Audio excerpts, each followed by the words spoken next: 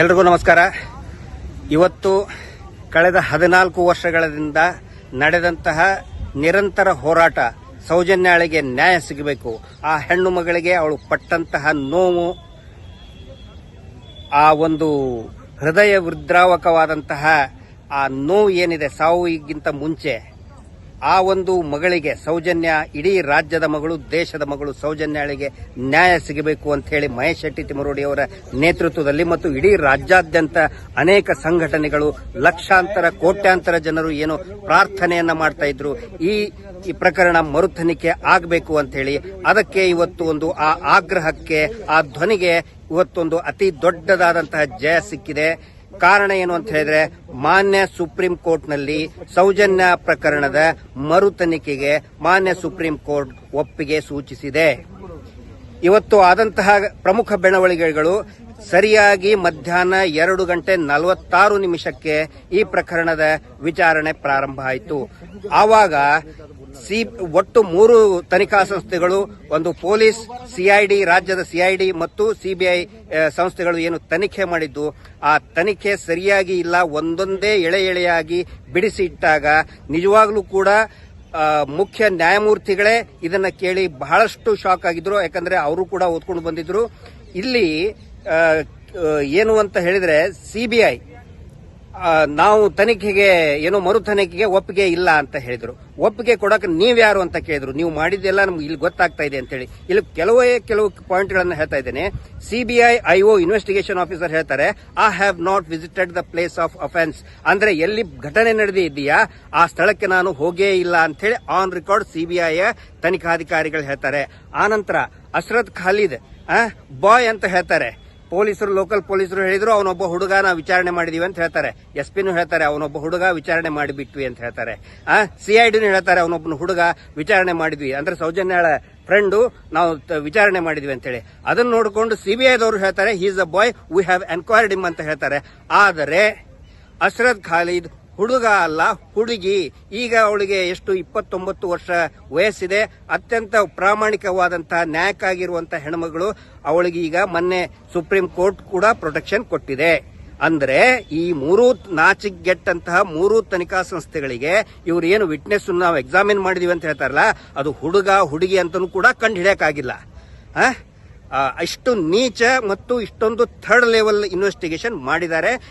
ಮಾನ್ಯ ನ್ಯಾಯಾಲಯ ಉಗುದುಪ್ಪು ಹಾಕಿದೆ, ಇವರಿಗೆ ಉಗುದುಪ್ಪು ಹಾಕಿದೆ. ಅಷ್ಟೊಂದು ಗಂಭೀರ ಪ್ರಕರಣದಲ್ಲಿ ನೀವು ಈ ರೀತಿ ತನಿಖೆ ಮಾಡಿದಿರಿ ಅಂತ ಹೇಳಿ ಬೈದಿದ್ದಾರೆ. ಅಷ್ಟೇ ಅಲ್ಲ, ಈ ಪ್ರಕರಣದಲ್ಲಿ ಆ ಮಗುವಿನ ತಾಯಿಯ ಸ್ಟೇಟ್ಮೆಂಟ್ ತಗೊಂಡಿಲ್ಲ, ಸಾಕ್ಷಿಯನ್ನೇ ಪರಿಗಣಿಸಿಲ್ಲ. ಇದು ಎಲ್ಲರೂ ಕೂಡ ದಂಗು ಬಡಿಸುವಂತದ್ದು. ಆ ನಂತರ ಇದು ಒಂದು ಅತ್ಯಂತ ಅಪರೂಪದ ಪ್ರಕರಣ ಅಂತ ನಾವು ಇದನ್ನ ನಮ್ಮ ನ್ಯಾಯವಾದಿಗಳು ಮಂಡಿಸಿದ್ದು. ಇದರಲ್ಲಿ ಸ್ವತಃ ಸಿಬಿಐ ಯಾರ ಪರವಾಗಿ ವಾದ ಮಾಡ್ತಾ ಇದ್ದಾರೆ? ಅಪರೂಪದ ವಾದ ಅಂತ ಹೇಳ್ಬೋದು. ಯಾಕಂತ ಹೇಳಿದ್ರೆ ಸಿಬಿಐ ಯಾವತ್ತಿಗೂ ಕೂಡ ಯಾವುದೇ ತನಿಖಾ ಸಂಸ್ಥೆ, ಯಾವುದೇ ಸರ್ಕಾರ, ಕೇಂದ್ರ ಸರ್ಕಾರ, ರಾಜ್ಯ ಸರ್ಕಾರ ಪೀಡಿತರ ಪರವಾಗಿ, ವಿಕ್ಟಿಮ್ ಪರವಾಗಿ ಇರಬೇಕು. ಇಲ್ಲಿ ಸಿಬಿಐ ನಿಜವಾದ ಅತ್ಯಾಚಾರಿ ಕೊಲೆಗಡ ಪರವಾಗಿ ನಿಂತಹ ಅತ್ಯಂತ ಅಪರೂಪದ ಪ್ರಕರಣ. ಇದನ್ನೆಲ್ಲ ಗಮನಿಸಿಯೇ, ಯಾಕಂತ ಹೇಳಿದ್ರೆ ಸ್ವತಃ ಸಿಬಿಐ ಹೇಳ್ತದೆ 2016ರಲ್ಲಿ ಇನ್ನೂ ಇನ್ವೆಸ್ಟಿಗೇಷನ್ ಮಾಡಬೇಕು, ಇನ್ನೂ 3 ಜನ ಇದ್ದಾರೆ. ಯಾರು? ಉದಯ್ ಜೈನ್, ಧೀರಜ್ ಕೆಲ್ಲಾ, ಮಲ್ಲಿಕ್ ಜೈನ್ ಇದ್ದಾರೆ ಅಂತ ಹೇಳಿ ಸ್ವತಃ ಸಿಬಿಐದವ್ರು ಹೇಳ್ತಾರೆ. ಲೋಯರ್ ಕೋರ್ಟ್ ಅಲ್ಲಿ, ಟ್ರಯಲ್ ಕೋರ್ಟ್ ಅಲ್ಲಿ ಇಲ್ಲಿ ನಾವು ಮಾಡಕ್ ಬರೋದಿಲ್ಲ ಅಂತ ಹೇಳಿದ್ರೆ ಇದರ ಅರ್ಥ ಏನು? ಅವರು ಪ್ರಭಾವಕ್ಕೆ ಒಳಗಾಗಿದ್ದಾರೆ. ಸೊ ಇದು ಬಹಳ ಕ್ಲಿಯರ್ ಆಗಿ ಗೊತ್ತಾಗಿದೆ. ಸೊ ಈ ಒಂದು ತೀರ್ಪನ್ನ ಕೊಟ್ಟಿದೆ. ಒಂದು ಕನ್ಫ್ಯೂಷನ್ ಇದೆ ಎಲ್ರಿಗೂ ಕೂಡ, ಏನಂತ ಹೇಳಿದ್ರೆ ಪೆಂಡಿಂಗ್ ಇದೆಯಲ್ಲ ಅಂತ ಹೇಳಿ. ಪೆಂಡಿಂಗ್ ಇರಬೇಕನ್ನೋದು ನಮ್ಮ ನ್ಯಾಯವಾದಿಗಳದ್ದೇ ಒಂದು ವಾದವಾಗಿತ್ತು. ಪೆಟಿಷನರ್ದು ಕುಸುಮಾವತಿ ಸಲ್ಲಿಸಿದಂತ SLP ಇದ್ದೇ ಒಂದು ವಾದ ಆಗಿತ್ತು. ಯಾಕಂತ ಹೇಳಿದ್ರೆ ಪೊಲೀಸರ ಮೇಲೆ ನಮ್ಗೆ ನಂಬಿಕೆ ಇಲ್ಲ. ಇದು ಕೋರ್ಟಿನ ಸುಪರ್ದಿಯಲ್ಲಿ ಕೋರ್ಟ್ ಮಾನಿಟರ್ ಆಗಬೇಕು ಅಂತ ಹೇಳಿ ಇದನ್ನ ಪೆಂಡಿಂಗ್ ಇರಿಸಿದ್ದು. ಒಟ್ಟಾರೆ ಇವತ್ತಿನ ರಿಸಲ್ಟ್ ಮಾನ್ಯ ನ್ಯಾಯಾಲಯ ಒಪ್ಪಿಗೆ ಸೂಚಿಸಿದೆ. ಯಾರು ತನಿಖೆ ಮಾಡಬೇಕು, ಸಿಬಿಐ ಮಾಡಬೇಕಾ ಮಾಡಬಾರ್ದು ಅಂತ ಹೇಳಿ ನ್ಯಾಯಾಲಯನ ಹೇಳ್ತು. ನಿಮ್ ಮಾಡಿದ್ ನೋಡ್ಬಿಟ್ಟಿದೆ, ಯು ಡೋಂಟ್ ಡೂ ಇಟ್ ಅಂತ ಹೇಳಿ ಸಿಬಿಐ ರಿಜೆಕ್ಟ್ ಮಾಡಾಯಿತು. ನೆಕ್ಸ್ಟ್ ರಾಜ್ಯ ಸರ್ಕಾರ. So composition of the investigating team ಯಾರು ಅನ್ನೋದ್ರ ಬಗ್ಗೆ ಅದು ಪೆಂಡಿಂಗ್ ಇದೆ ಹೊರತು ಮರು ತನಿಖೆ ಆಗೋದ್ರ ಬಗ್ಗೆ ಯಾವುದೇ ಸಂಶಯ ಇಲ್ಲ, ಒಪ್ಪಿಗೆ ಆಗಿದೆ. ಸೊ ಯಾರು ತನಿಖೆ ಮಾಡಬೇಕು ಅನ್ನೋದ್ರ ಬಗ್ಗೆ ತೀರ್ಮಾನ ಆಗುತ್ತೆ. ಅದ್ರ ಬಗ್ಗೆ ನಮ್ಮ ನ್ಯಾಯವಾದಿಗಳ ಒಂದು ದೊಡ್ಡ ತಂಡ ಇದೆ. ನಾನು ವಿಶೇಷವಾಗಿ ನಮ್ಮ ಎಲ್ಲ ನ್ಯಾಯವಾದಿಗಳು ಏನಿದ್ದಾರೆ ಎಲ್ಲರಿಗೂ ಕೂಡ ನಾನು ತುಂಬ ಹೃದಯದ ಧನ್ಯವಾದಗಳನ್ನು ಹೇಳ್ತೇನೆ. ನಿಜವಾಗ್ಲೂ ಕೂಡ ಇವತ್ತು ಅವರು ಒಂದು ಹಗಲು ರಾತ್ರಿ ಕಳೆದ ಅನೇಕ ತಿಂಗಳಿಗಿಂತ ಹಗಲು ರಾತ್ರಿ ಕೆಲಸ ಮಾಡಿ ಅನೇಕ ದಾಖಲೆಗಳು ನಾವು ಕೊಟ್ಟಂತ ದಾಖಲೆಗಳನ್ನ ಸರಿಯಾದ ಒಂದು ದಾರಿಯಲ್ಲಿ ಅದನ್ನು ಪ್ರೆಸೆಂಟ್ ಮಾಡಿದ್ರು. ಶೋಭಾ ಗುಪ್ತಾ ಮೇಡಮ್ ಇರ್ಬೋದು, ಅವರ ಕಚೇರಿ ಇರ್ಬೋದು, ಆನಂತರ ತುಂಬಾ ಕೋಆರ್ಡಿನೇಟ್ ಆಗಿ ಮಾಡಿದಂತೆ ಇನ್ನೂ ಅನೇಕ ಅಡ್ವೊಕೇಟ್ ಇದ್ದಾರೆ. ಗುರುರಾಜ್ ಸರ್ ಇದ್ದಾರೆ, ನೂಲೆ ಅಂಡ್ ನೂಲೆ ಅಸೋಸಿಯೇಟ್ಸ್ ಸುಮಾರು 40ಕ್ಕಿಂತ ಹೆಚ್ಚು ಜನ ಅಡ್ವೊಕೇಟ್ಗಳು ಭಾಗಿಯಾಗಿದ್ದರು. ಬೆಂಗಳೂರಿನಲ್ಲಿ ಕೂಡ ಅನೇಕ ಅಡ್ವೊಕೇಟ್ಗಳು ನಮಗೆ ಸಹಾಯ ಮಾಡಿದ್ದಾರೆ, ಒಂದು ಕಾನೂನಿನ ಮಾರ್ಗದರ್ಶನವನ್ನು ಕೊಟ್ಟಿದ್ದಾರೆ. ಅವರೆಲ್ಲರಿಗೂ ಕೂಡ ನಾನು ಧನ್ಯವಾದಗಳನ್ನು ಹೇಳ್ತೇನೆ. ಆನಂತರ ಒಂದು ನಾವು ತಿಳ್ಕೋಬೇಕು, ಯಾವಾಗ ಇವತ್ತಿನ ತೀರ್ಪು ಇದರದ ಒಂದು ಮೆಸೇಜ್ ಏನು ಕೊಡುತ್ತೆ ಅಂತ ಹೇಳಿದ್ರೆ, ಪ್ರಾಮಾಣಿಕವಾಗಿ ಹೋರಾಟ ಮಾಡಿದಾಗ, ಆನಂತರ ನ್ಯಾಯದ ಹಸಿವು ಇದ್ದಾಗ ಖಂಡಿತ ಪ್ರಭಾವಿ ಎಷ್ಟೇ ಬಲಶಾಲಿ ಇದ್ರೂ ಕೂಡ, ಅತ್ಯಾಚಾರಿಗಳು ಕೊಲೆಗಡಕರು ಎಷ್ಟೇ ಬಲಶಾಲಿ ಇದ್ರೂ ಕೂಡ ಖಂಡಿತ ನ್ಯಾಯ ಸಿಗುತ್ತೆ.